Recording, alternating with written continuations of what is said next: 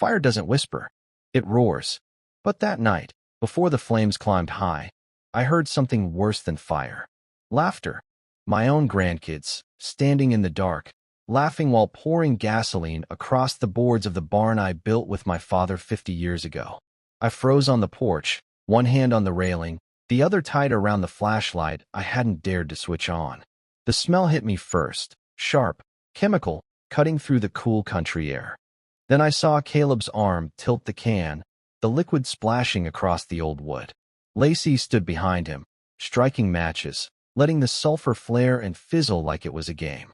Their shadows bent and twisted against the barn doors. Do you know what it feels like to watch your bloodline try to erase you? Not with words, not with arguments, but with fire.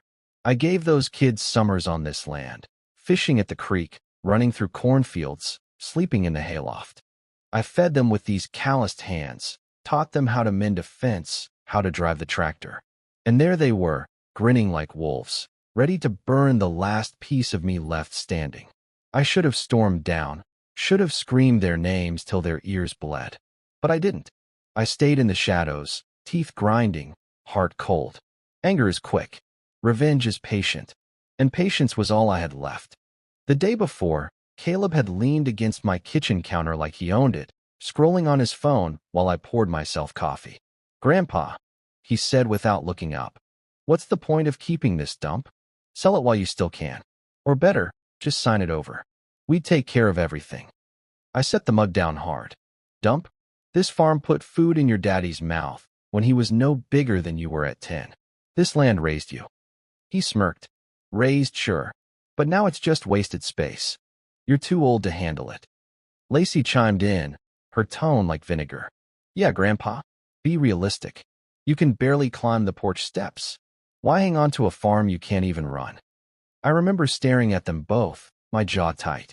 Their mother used to sit at this same table begging for seconds of cornbread, giggling when butter dripped down her chin. And here were her children, calling me useless, waiting for me to drop so they could divide what wasn't theirs yet. "You want the farm so bad?" I said quietly. "Earn it." Caleb just laughed. "Why should we? You'll be gone soon enough." That sentence kept me awake long after they left. I lay in bed, staring at the ceiling, hearing their words echo in the rafters. Gone soon enough. Like I was already a ghost. Like the farm was just an unclaimed prize waiting to be cashed in. Around midnight, I heard it, the squeak of the barn latch, metal against metal. My gut twisted. I pulled on my boots and stepped outside. The yard lamp cast a pale yellow circle over the gravel, but beyond that, the night was thick. That's when I smelled it. Gasoline. And then I saw them. Caleb, tilting the can. Lacey, striking another match. "Are you sure?" she whispered. "Yeah," he muttered. "Insurance will force him to sell. Once it's gone, we'll finally get what's ours." Insurance. My jaw clenched so hard it hurt. They thought they were clever. Torch the place, force me out, make the company pay, and then circle like vultures to take the payout. Kids who'd never worked a day on this soil thought they could outplay me. The match dropped. Flames crawled up the dry wood like snakes, then burst into a roar. The fire painted their faces orange, lit their eyes with greed. And they laughed. Actually laughed. "That's it," Caleb said. "Bye-bye, Grandpa's little kingdom." I lifted my phone, old and cracked, and recorded them. Every detail, their faces, their voices, the blaze behind them. Evidence hotter than the fire itself. They didn't see me. They thought I was asleep, deaf, too old to notice. By the time the fire trucks screamed down the road, I was back on the porch, blanket over my shoulders, playing the role of the frail old man. The chief asked what happened. I shook my head. Old wood. Dry summer. Who knows? I wasn't about to reveal the truth. Not yet. Let them think they'd won. Let them believe I was broken, helpless, finished. Because nothing tastes sweeter than a victory served ice cold. When the last embers died, I stood by the wreckage, ash sticking to my boots. My wife's voice echoed in my mind. "Don't let them take what we built, Tom." "I won't," I whispered. My eyes stayed on the blackened beams, but in my chest, a fire much colder began to burn. They thought they'd force me into a corner. But they'd made one mistake, underestimating me. and they had no idea what was coming. Morning came with the smell of wet ash. The firemen had been gone for hours, but the smoke still lingered, heavy and bitter. My barn stood blackened, a skeleton of charred beams. The roof collapsed in on itself. I walked the perimeter slow, boots crunching over brittle remains, the cold November air biting my lungs. Neighbors came by. Some clucked their tongues, others offered coffee or sympathy. "Tom, I'm so sorry," one woman said, her hands twisting in her coat sleeves. "Barns can be rebuilt," I answered flatly. Inside, my chest burned hotter than any flame that had touched those planks. What none of them knew was that I hadn't lost a barn. I'd gained something more valuable: proof. Proof my own blood wanted me ruined. That morning, I set my old phone on the kitchen table and replayed the video. Caleb's smirk lit by fire. Lacey's laugh, sharp as a knife. The gas can in his hand. Their words: "Insurance will force him to sell." Each frame stabbed deeper, but also steadied me. The evidence wasn't just clear. It was perfect. Still, I didn't call the police. Not yet. Cops are quick to write old men off as bitter or confused. If I came forward too soon, Caleb and Lacey would twist it. They'd cry about misunderstanding, say I misheard. I knew them too well. They'd paint me as a senile fool clinging to ashes. No, I needed more. And I had time. That afternoon, they came back. I watched their car pull into the drive, Caleb's beat-up Dodge, muffler rattling. They walked in bold, like nothing happened, like they hadn't just tried to torch my life. "Grandpa," Lacey said, voice dripping with fake sweetness. "We heard about the fire. So awful. You must be devastated."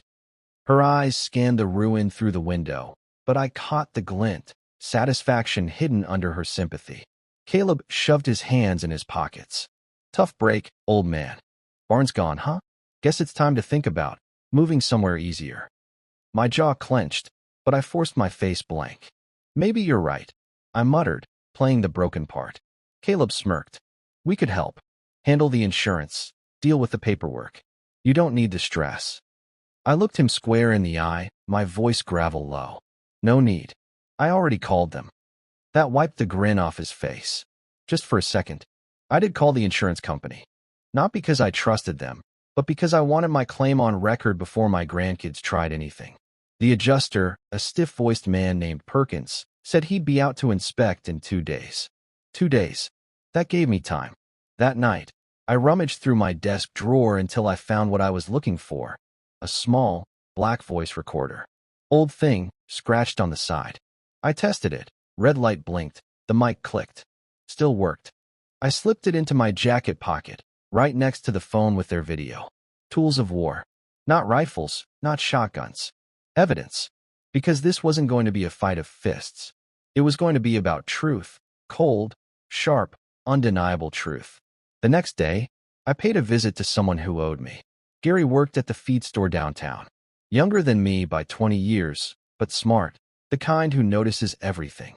Years ago, I'd helped him when his truck slid into a ditch during a snowstorm. Pulled him out with my tractor. He hadn't forgotten. I walked in, the bell over the door jangling. Gary looked up from the counter. "Tom? Jesus, I heard about the fire. You okay?" "Been better," I said. My voice was steady, but inside, I carried the weight of betrayal. "What happened? Lightning strike?" I leaned closer. "Not lightning. My grandkids." His eyes widened. "You serious?" I nodded. "Got proof on video. But I need more. I need someone I trust to back me up when the time comes." Gary rubbed his jaw, thinking. "You want me to keep quiet until you say?" "Yes. And when I show you something, I'll need you as a witness. Someone folks in town respect." He nodded slow.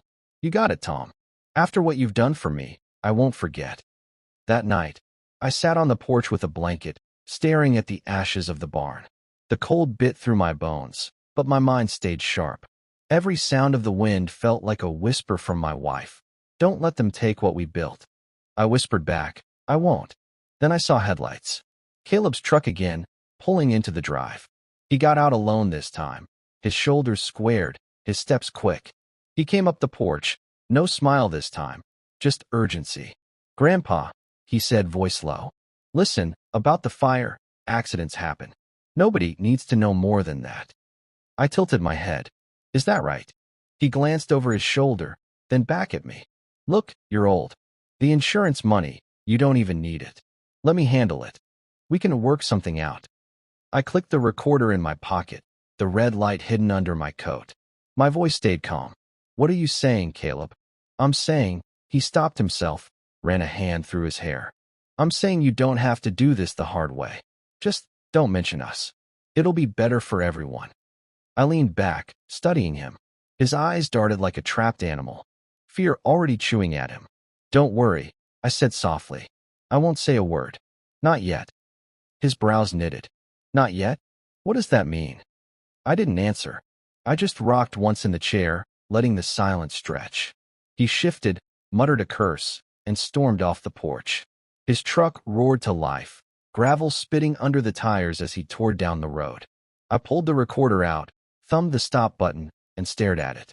My hand was steady. My chest was not. By the time the insurance adjuster came, I had my plan. Perkins walked the charred remains, clipboard in hand, muttering numbers. Mr. Callahan, he said, looks like total loss. Given your coverage, we're looking at a significant payout. How significant? I asked. He read from his notes. Close to 300,000. 300,000. My grandkids thought they'd ruined me, but they'd just handed me a fortune. I signed the papers without flinching. My hand didn't tremble once. That night, I sat at the kitchen table, the fire crackling in the stove, the room warm but my thoughts colder than ice. The check would arrive in weeks. Enough to rebuild. Enough to make choices. And I knew exactly what I was going to do. Not give a cent to Caleb or Lacey. Not an acre, not a nail. The farm they tried to destroy would rise again. But it wouldn't be theirs. I folded the recorder and the phone into the cigar tin I kept for valuables, locked it in my desk drawer. My tools of revenge, safe and waiting. Because the first move was theirs. The next one? Mine. The insurance check arrived in a fat envelope, neat and official, with my name printed sharp on the front. $300,000. I held it in my hand like it was both salvation and a weapon. Most men my age would have tucked it away, patched up the barn, and prayed for peace. But me? I looked at that check and saw war paint. Caleb and Lacey thought I was finished. They thought the fire left me weak, ready to fold. They didn't know they'd just loaded my gun. I didn't cash it right away. I wanted them to sweat first. So I left the envelope out on the kitchen table, right under the window, where I knew Lacey's nosy eyes would catch it the next time she barged in. Sure enough, she showed up 2 days later. No knock. Just walked in like she owned the place. Her perfume hit me before her voice did. Grandpa, she sang out, fake sweet. How are you holding up? I didn't answer. I let her see it. Her eyes went straight to the envelope, pupils narrowing like a cat spotting prey. What's that? She asked, pretending to sound casual. Mail, I said, sipping coffee. She hovered closer, heels tapping on the worn floorboards. Looks official. Insurance, maybe? I turned the envelope slowly, my thumb covering the amount. Might be, might not. Her smile faltered. She hated not knowing. Grandpa, you should let us help. These companies can trick old folks, you know. Caleb knows about this stuff. We don't want you taken advantage of. I leaned forward, let my eyes lock on hers. I'm not the one being tricked. She blinked, taken off guard. Her smile cracked, then glued itself back on. Of course, Grandpa. Just think about it. She left in a hurry, heels snapping like gunshots on the porch. The test worked. The bait was set. That night, Caleb called. Grandpa, he said, voice too smooth. Lacey said the insurance came through. How much was it? Enough, I said. Silence stretched on the line. You know, you shouldn't stress about rebuilding. Sell the land instead. We can handle everything. You deserve rest. Rest, I said. After you lit my barn on fire? Silence again. I could almost hear him choking on his own tongue. What? Grandpa, that's crazy. You think we... I don't think... I cut him off. I know. I clicked the recorder on the table, just in case. My voice was steady, cold. I've got it all. Your faces. Your voices. The gas can. The laughter. Don't play dumb. He stammered, trying to mask his panic. That, that's not what it looks like. We were just. I slammed the receiver down before he could finish. Let him choke on that silence. I didn't sleep that night. The clock ticked steady, the house too quiet. I sat at the table with the check in one hand and my old wife's photo in the other. Her smile, soft and steady, reminded me of why I'd fought for this farm all my life. You'd tell me to forgive, I muttered. But not this time, Mary. Not for this. The next morning, I started phase 2. I drove into town, to the bank. I didn't just deposit the check. I split it. Half went into a brand new account under my name only.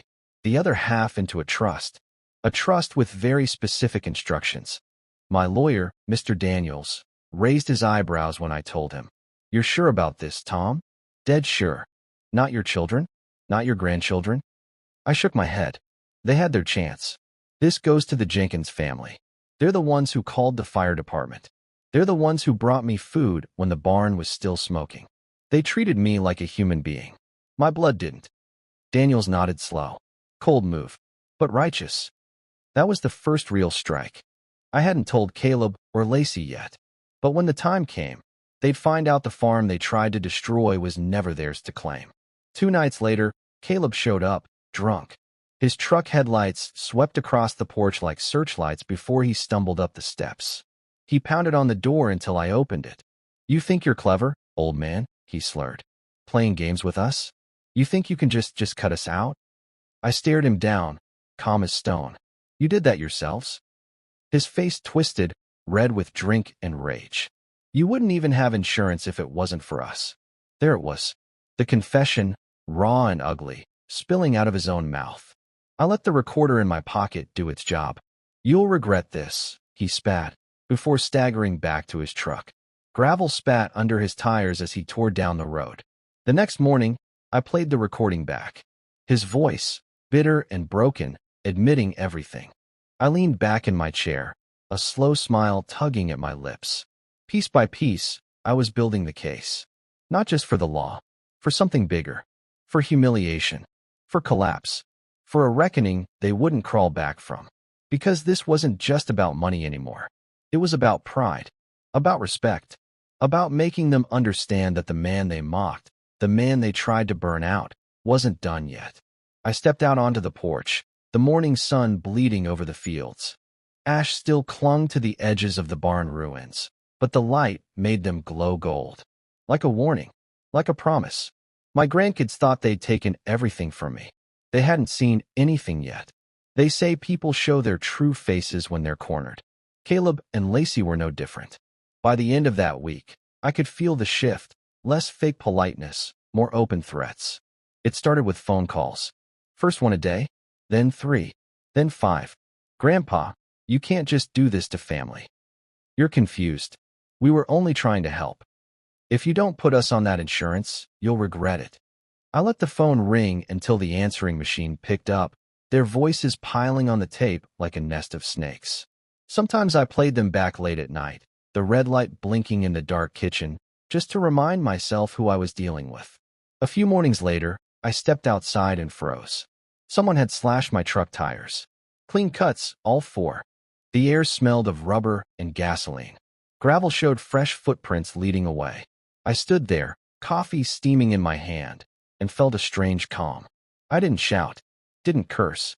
I just took a slow sip and muttered, "So this is how far you'll go." Then I went back inside, pulled open the desk drawer, and added a new note to my growing list. Truck tires, evidence of intimidation. Every move they made, I documented. Paper doesn't forget.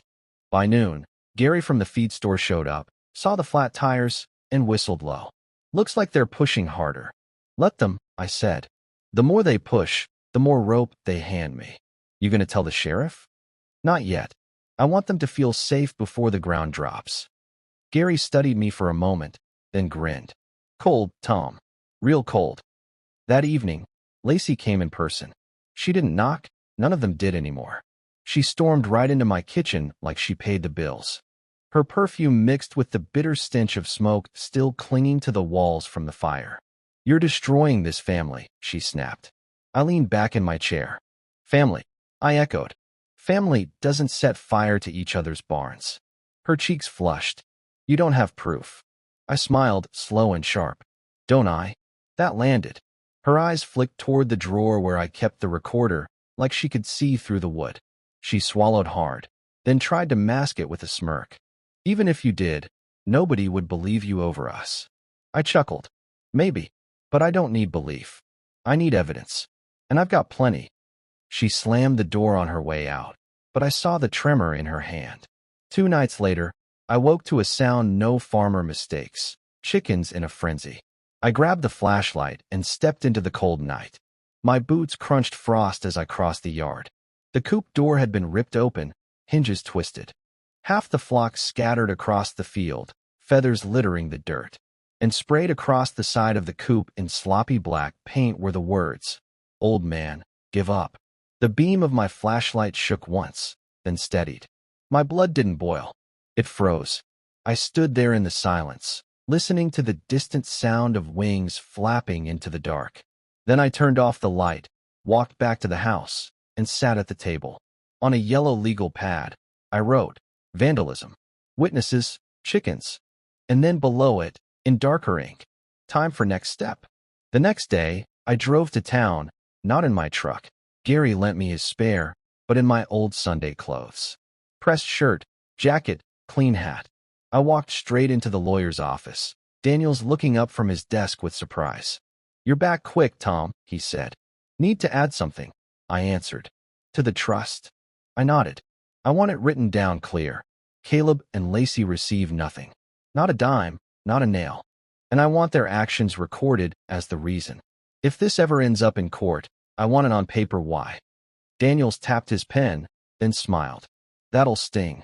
That's the point." That night, I left the blinds half open, the desk lamp shining directly on the papers Daniels gave me, documents stamped and sealed. I wanted Caleb and Lacey to see them if they snooped around, and I knew they would. Sure enough, just past midnight, the back porch creaked. I stayed in my chair, lights on, head lowered like I'd dozed off. Out of the corner of my eye, I saw their shadows on the glass, peeking, whispering, trying the handle, then silence, then retreating footsteps. I let out a slow breath. "Good," I whispered. "See what you can't have." The very next morning, the sheriff pulled into my drive. Dust swirled around his cruiser as he stepped out, boots heavy on the gravel. "Morning, Tom," he said, tipping his hat. "Got a report of trouble. Tires, vandalism. You want to talk about it?" I studied him for a long moment, then shook my head. "Not yet, Sheriff. But when the time's right, I'll have everything you need." He frowned. "You sure?" "Dead sure." He nodded, tipped his hat again, and left. As I watched his car disappear, a cold smile spread across my face. The noose was tightening, and my grandkids didn't even feel it yet. That evening, Caleb called again. His voice wasn't smooth this time. It was strained. "You can't do this, Grandpa. You can't cut us out." I let silence stretch, then said one sentence. "I already did." The line went dead. I leaned back in my chair, recorder blinking red, and whispered to the empty house. "This was your fire. Now you'll burn in it." The real storm broke on a Tuesday. Cold rain hammered the tin roof, turning the farmyard into mud. I was sitting at the kitchen table, coffee cooling in my hands, when headlights cut through the downpour. Caleb's Dodge. Lacey was with him this time. Both stormed in without knocking, soaked coats dripping on my floor. "Grandpa, enough games," Caleb snapped, slamming his palm on the table. "You think you're clever? We know about the trust. We know you're cutting us out." Lacey folded her arms, her voice sharp. "Do you really want to die with nothing but strangers around you? After everything we've done for you?" I barked a laugh. "Cold. Everything you've done for me? You mean burning my barn? Slashing my tires? Painting threats on my coop? That's what you call family?" Their faces tightened. Caleb's jaw clenched. "You don't understand. We need this land. It's supposed to be ours." I leaned in, voice low as gravel. "Supposed to be. But you torched your claim the moment you struck that match." They tried another angle. Lacey softened her tone, sat across from me like a daughter might. "Grandpa, listen. We messed up. We panicked. But we can fix this. Just change the papers back. Give us the farm like it should be." I studied her. For a second, I almost saw the little girl who used to ride on my tractor, hair tangled by the wind, laughter bright. But then I remembered her grin lit by firelight. No, I said flatly. Not ever. Something in Caleb snapped. He slammed his fist on the table, coffee splashing over the edge of my mug. Then we'll take it by force. The words hung heavy, thicker than the storm outside. That night, I didn't sleep. I sat in the dark, shotgun across my lap, listening to the rain batter the windows. My gut told me they weren't bluffing anymore. At dawn, I walked out to the barn ruins, mud sucking at my boots. Smoke smell still lingered even after weeks. I looked at the blackened beams and whispered, "You burn my barn, but I'll burn your future." Then I set my plan in motion. First step, the sheriff. I didn't tell him everything, yet, but I did hand him the recordings. Caleb drunk, confessing. Lacey panicked, saying too much. Their threats over the phone. The vandalism photos. Sheriff Reyes listened in silence, jaw tightening. When I finished, he tapped his notepad. "Tom, this is serious. Intimidation. Arson. You sure you want to push this?" I met his eyes. "I don't want to push. I want to end it." He nodded slow. "I'll start the paperwork. But you let me know the moment they step out of line again. One wrong move, and we bring them in." That was exactly what I wanted, a trap wired and waiting. Second step, the town. I went to the feed store, the diner, the church. I didn't spread lies. I spread truth, carefully, one word at a time. My grandkids, they're not what they seem. Pray for me. Things aren't safe. I let whispers do what fire couldn't, spread fast, sink deep. By the end of the week, Caleb and Lacey couldn't walk into town without feeling eyes on them. I saw it myself one afternoon. They strutted into the diner, but the room went quiet. Forks clinked, boots scuffed, but no one greeted them. They sat down, red-faced, and left before their food even came. Humiliation is a slow poison. I wanted them to drink every drop. But humiliation wasn't enough. They had to feel the ground fall out from under them. So I staged my next move. One night, I left my blinds open again, papers spread across the desk, the lamp burning late. This time, it wasn't the trust documents. It was the insurance check, void copy, made to look like the real thing. Around midnight, the back porch creaked. Shadows again. Whispering. The latch rattled. I stayed still in my chair, pretending to sleep, heart pounding steady. Through slitted eyes, I saw Caleb's hand slide through the open window, reaching for the check. Lacey hissed, "Hurry." His fingers pinched the paper, pulled it free, and they slipped into the night. I let them go, because that check was bait. The next morning, I drove to the bank, handed the teller a fresh copy of my real deposit slip, and asked her to confirm the funds. She nodded, cheerful. 300,000, safe and sound. By evening, the sheriff called. "Tom, we've got a problem. That check you reported missing? Caleb just tried to cash it." I allowed myself a thin smile. Good. Let him try. When Caleb and Lacey stormed into my kitchen that night, faces pale, eyes wide, I was already waiting in my chair. "You set us up," Caleb shouted. I leaned back, voice calm. "No, you set yourselves up. I just left the rope out." Lacey's voice cracked. "You'll ruin us." I tapped the recorder on the table, the red light glowing faint. "You did that yourselves." For the first time, they didn't have words. Just fear. They backed out slow, like people leaving a room they realized was on fire. I sat there in silence, the storm finally gone, the night air cold and clear. And I knew the game had changed. Because now, the law was on my side. The town was against them, and they were running out of places to hide. There's a silence heavier than thunder. That's what filled my kitchen after Caleb and Lacey stormed out, their faces pale from the glow of my recorder. The storm outside had passed, but inside me, another storm brewed, quiet, patient, deadly. The sheriff called the next morning. "Tom," he said, "we've got Caleb on record trying to pass that check. Fraud's a serious charge." "Serious enough to lock him up?" I asked. "Not yet. Judge will want more. But he's rattled. Don't worry. They're hanging themselves." I thanked him, hung up, and stared out the window at the ruins of my barn. Blackened beams jutted up like broken ribs.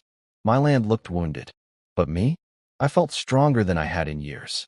By midweek, The whole town knew. Not because I spoke, but because words spread like rotten damp wood. Caleb and Lacey couldn't buy feed, couldn't sit in church, couldn't even walk into the diner without whispers chasing them out. I saw it myself. They pulled up to the gas station, and the attendant, old Joe Baker, crossed his arms and shook his head. "No service for thieves," he said. Caleb shouted something, but it bounced off Joe like rain on steel.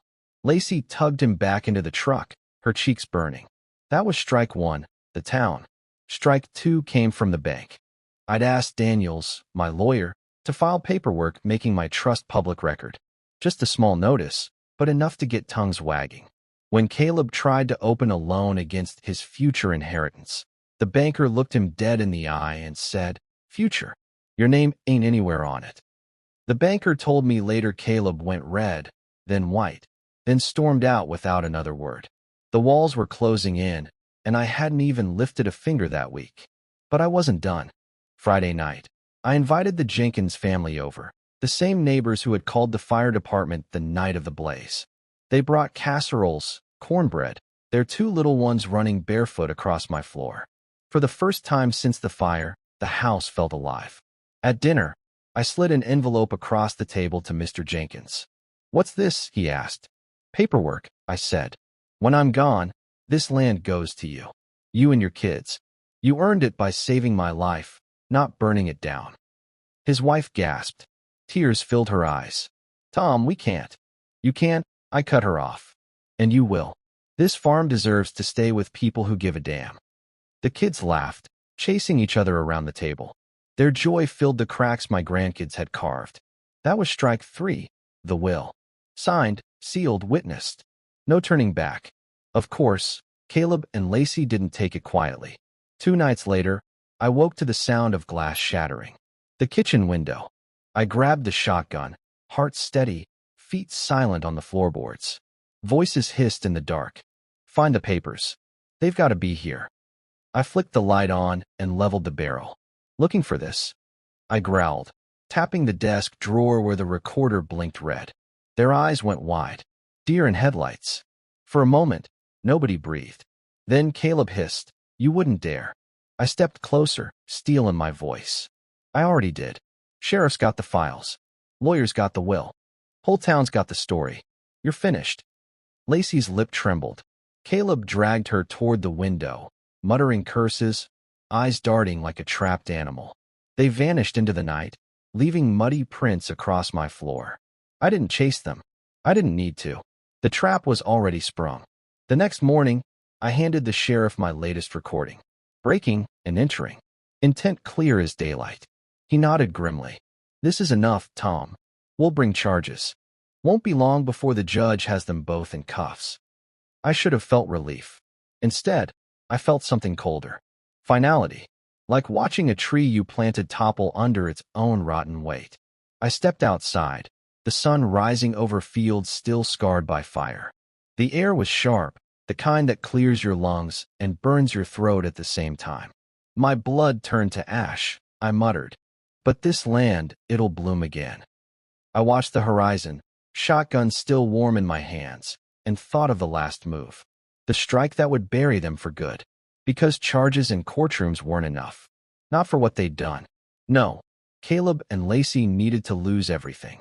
Respect, reputation, even their names in this town. And I knew just how to do it. There's a look people get when they know the ground is giving way beneath them. I saw it in Caleb's eyes the last time we locked stairs across my porch. He still puffed his chest, still threw curses, but the swagger was gone. His face twitched like a cornered mutt. By now, the sheriff had a thick file on them. Fraud, intimidation, breaking, and entering. It was only a matter of time before the law swallowed them whole. But I didn't want time. I wanted the final blow now. The chance came faster than I expected. On Sunday morning, I pulled into town for church.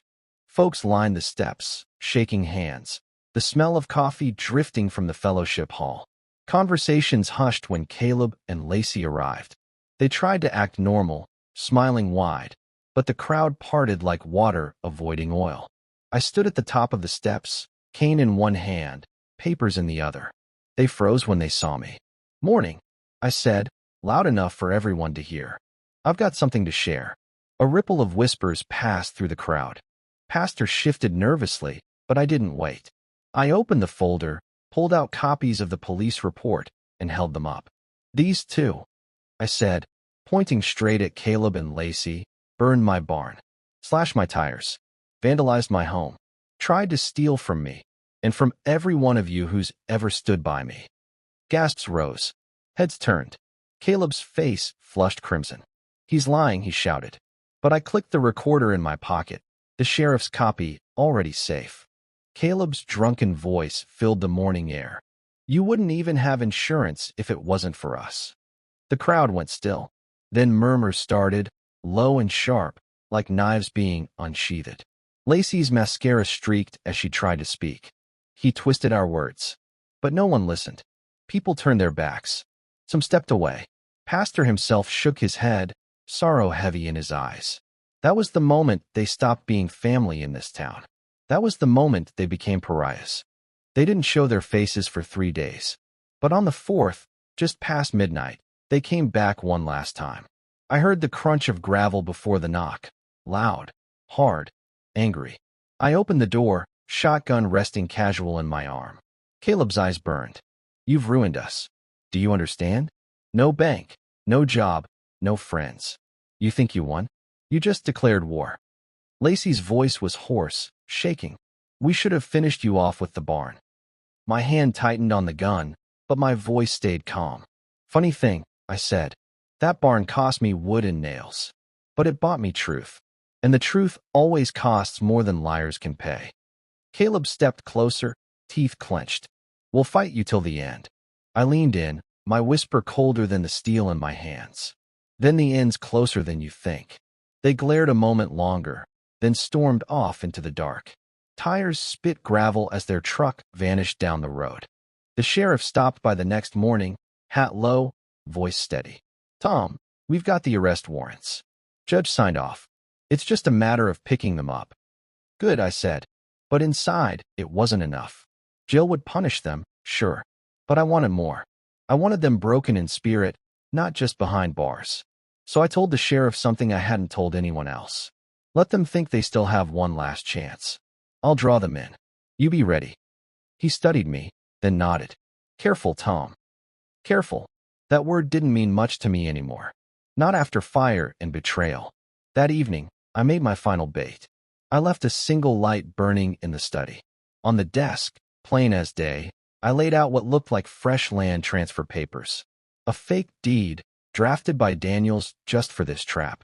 Bold letters across the top read, "Transfer of ownership." Then I unlocked the back window. Just enough to make it tempting. And I waited. The night stretched quiet. Crickets sang in the distance, the air sharp with the promise of frost. Midnight passed. Then 1 a.m. Finally, I heard it. The crunch of gravel. The whisper of footsteps. The window creaked. Shadows moved across the study. Fingers reached for the papers. Caleb's whisper hissed. "This is it. We grab it, and he's done." I sat in the dark corner, recorder running, shotgun across my knees. My heart was steady, my breath slow, because I knew the sheriff was waiting down the road. And when those papers left my desk, it wouldn't just be theft. It would be the final nail in their coffin. The sound of glass rattling in the frame pulled me tighter into the dark. My study smelled of old paper and wood smoke, the lamplight throwing long shadows across the desk. On it lay the bait, the fake deed, bold letters screaming transfer of ownership. Caleb's hand reached first. Dirty nails, trembling fingers. Lacey's whisper floated behind him. "Hurry, grab it before he wakes up." I shifted the shotgun on my knees, the wood smooth from decades of use. My thumb rested on the safety, heart steady as a drum. "Funny thing," I said, my voice breaking the silence. "I never sleep when snakes are in the house." They froze. Caleb spun, eyes wide, face pale in the glow. Lacey gasped, clutching the paper like it was gold. "Grandpa," she started. But blue lights flashed outside, spilling through the curtains. Doors slammed. Heavy boots on gravel. Sheriff Reyes and 2 deputies stormed in, guns drawn. "Hands where we can see him," he barked. Caleb dropped the paper. Lacey shrieked. Deputies cuffed them quick, metal clicking against bone. You set us up. Caleb spat, struggling as they dragged him toward the porch. Rain from the night before had turned the ground slick. His boots slipped in the mud. No, I said, rising slow, shotgun still in hand. You set yourselves up the night you lit my barn. The sheriff glanced at me, then at them. Breaking and entering, attempted fraud, intimidation, vandalism, arson. We'll let the judge sort out the order. Lacey sobbed, mascara streaking her cheeks. Caleb cursed until a deputy shoved him into the cruiser. The sirens wailed, carrying them away into the night. When silence returned, I stood at the desk, staring at the fake deed. Sheriff picked it up, shook his head, and grinned. You're colder than I thought, Tom. Colder's what it takes when fire won't finish the job, I muttered. He left me there in the quiet. The next morning, the town knew. Folks at the diner slapped my back. Heard you finally clipped their wings, Tom. At church, people shook my hand, some with pity, some with respect. I didn't smile. I didn't celebrate. I just went home, sat on the porch with black coffee, and watched the frost burn off the fields. By noon, the Jenkins family came by. Their kids ran through the yard, chasing each other with sticks. Mr. Jenkins tipped his cap. Tom, we don't know what to say. You didn't have to. I did. I cut him off. This farm belongs to folks who'll honor it. You did more for me in one night than my blood did in years. His wife wiped her eyes. We'll take care of it. You have our word. That was enough. Weeks later, I stood at the county courthouse for the hearing. Caleb and Lacey sat at the defense table, faces hollow, eyes darting around the room like hunted animals. Their lawyers stammered about misunderstandings and family disagreements, but the evidence stacked higher than lies. Recordings, vandalism photos, eyewitness accounts, the sheriff's report. The judge's gavel hit like thunder. Remanded to county jail pending sentencing. Gasps rippled through the gallery. Caleb slumped, rage gone. Lacey wept. I walked out slow, each step echoing against the marble. Folks parted from me, some nodding, some whispering. I kept my eyes forward. Outside, the winter sun was sharp and cold. I breathed it deep. For the first time since the fire, my chest felt light. That evening, I walked the ruins of the barn one last time. Snow dusted the charred beams, the air biting my skin. I crouched, touched the blackened wood. Mary, I whispered to my late wife. They tried to bury me, but they buried themselves instead. I stood, straightened my back, and looked toward the fields stretching wide and endless. The Jenkins kids' laughter carried faintly across the wind, bright and alive. The farm would live. My bloodline wouldn't. And I was fine with that. I poured myself a cup of coffee, sat on the porch as dusk settled, and let the silence wrap around me. They thought fire would finish me. But the truth? Fire only forged me harder. I took one last sip, set the mug down, and whispered the final words to the empty night. You burned my barn. I burned your future.